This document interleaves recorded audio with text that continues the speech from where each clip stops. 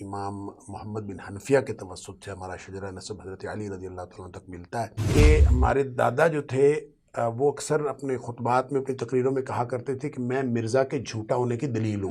یہ آپ کا ذاتی شوق تھا دین کی طرف آنا یا کیسے آنا ہوا؟ ناظرین کے لیے بہت ہی یہ ایک اچنبھے کی انوکھی بات ہو کہ ڈاکٹر صاحب مجھے پڑھنے کا بالکل شوق نہیں تھا۔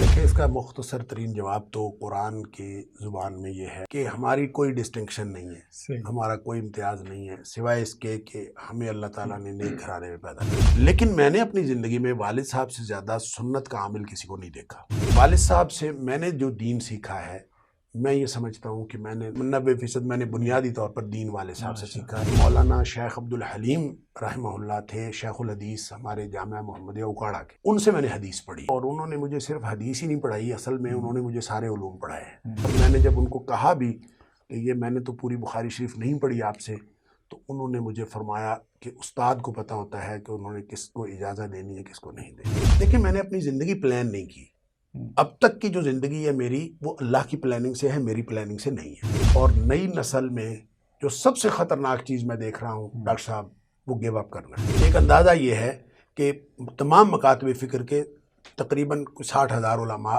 ہر سال فارغ التحصیل ہوتے ہیں۔ اگر یہ صحیح ہے تو حضرت جس معاشرے میں 60,000 علماء انڈکٹ ہو رہے ہوں وہاں تو انقلاب آ جانا۔